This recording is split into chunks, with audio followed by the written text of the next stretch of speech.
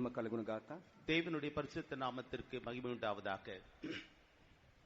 We are grateful to God for giving us this blessed convention and all the good things that He has been doing in our midst these days.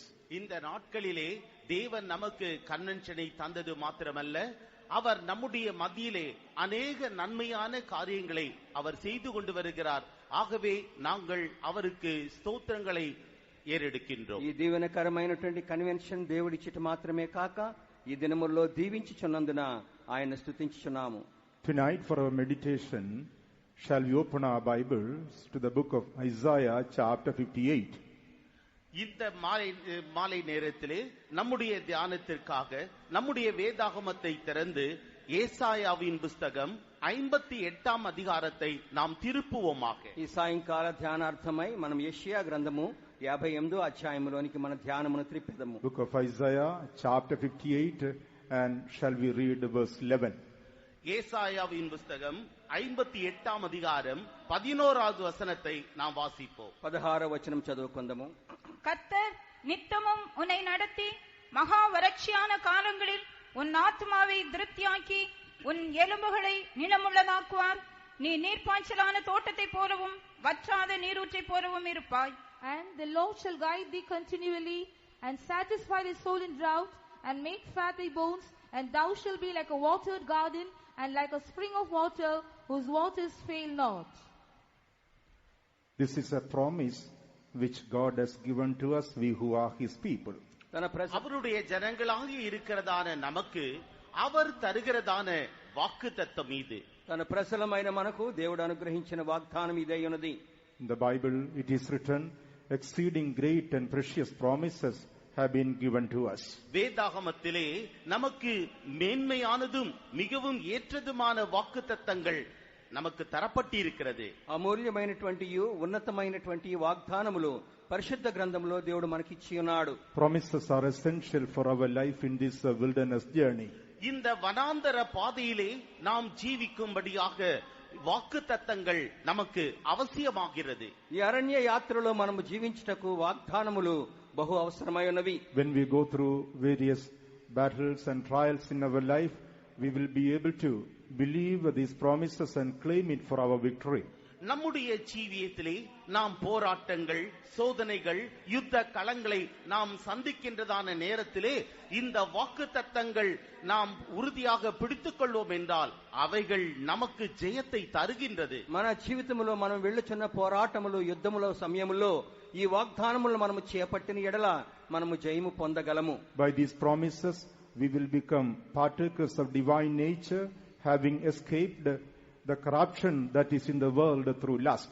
இந்த வாக்குத்தத்தங்களின் மூலமாக அவருடைய திவ்ய சுவாபங்களுக்கு பங்குள்ளவர்களாக நாம் மாறுவது மாத்திரமல்ல, நாம் இந்த உலகத்தினுடைய அழிவு, கேடு ஆகிய எல்லாவற்றினின்றும் நாம் நம்மை விலக்கி தப்பித்துக் கொள்கின்றோம். ఈ వాగ్దానముల ద్వారా మనం నిత్యమైన కార్యములకు వారసులగుట మాత్రమే కాక లోక మాలిన్యం నుండి కూడా మనం తప్పించుకొనగలము.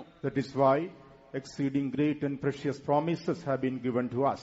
ஆகவே தான் மிகவும் விலையேற பெற்ற மேன்மையான இந்த வாக்குத்தத்தங்கள் நமக்கு தந்தருளப்பட்டிருக்கிறது. అందువలనే అమూల్యమైనటువంటి శ్రేష్టమైనటువంటి వాగ్దానములు దేవుడు మనకు అనుగ్రహించిరి. Give us an expected end. God fulfills His promise in our life. நம்முடைய ஜீவியத்திலே நாம் எதிர்பார்க்கிற அந்த முடிவை நமக்கு தந்தருளும்படியாக இந்த விலையேற பெற்ற வாக்குத்தத்தங்களை அவர் நமக்கு தந்தருளி இருக்கிறார். మనము కోరిన రేవునకు చేరుటకే దేవుడు ఈ యొక్క వాగ్దానమును మనకు అనుగ్రహించుచున్నారు. Our God is not only a promise giving God, but He is a promise keeping God as well.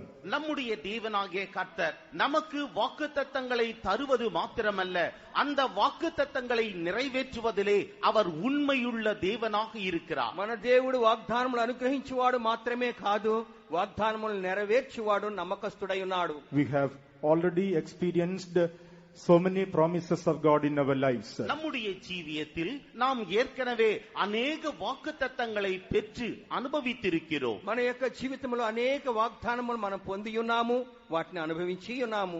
All those who are able to say, my God is a promise-keeping God, kindly put up your hands and shout a hallelujah. என்னுடைய தேவன் வாக்குத்தத்தத்தில் உண்மையுள்ள தேவன் என்று சொல்பவர்கள் தங்களுடைய கரங்களை உயர்த்தி அல்லேலூயா என்று சொல்லுங்கள்.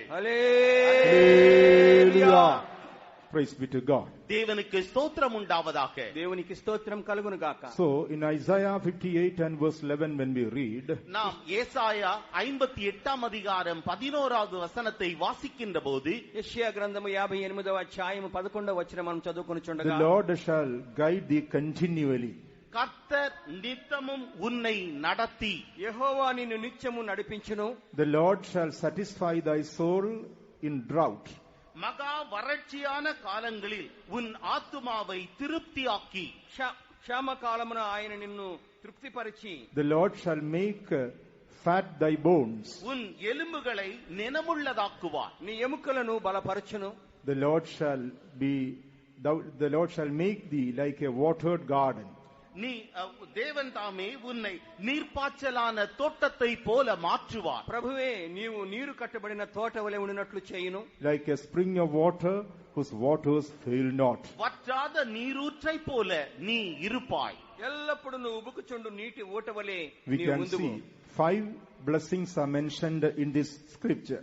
இந்த வேத பகுதியிலே 5 விதமான ஆசீர்வாதங்கள் சொல்லப்பட்டிருக்கிறது. మనము చదివిన వాక్య భాగములో 5 విధములైన దీవెనలు మనకి ఇవ్వబడి ఉన్నవి. The Lord will continually guide us in this life. கர்த்தர் நித்தமும் உன்னை நடத்துவார். మొదటిగా ఆ యెహోవా నిన్ను నిత్యము నడిపించును. He will satisfy our soul in drought. மகா வறட்சியான காலங்களில் உன் ஆத்துமாவை அவரே திருப்தியாக்குவார். క్షామకాలమున ఆయన నీ యొక్క ప్రాణమును తృప్తిపరచును. He will make fat our bones. நம்முடைய எலும்புகளை அவரே நினமுள்ளதாக்குவார். ఆయన నీ ఎముకలను తృప్తిపరచును. He will make us like a watered garden.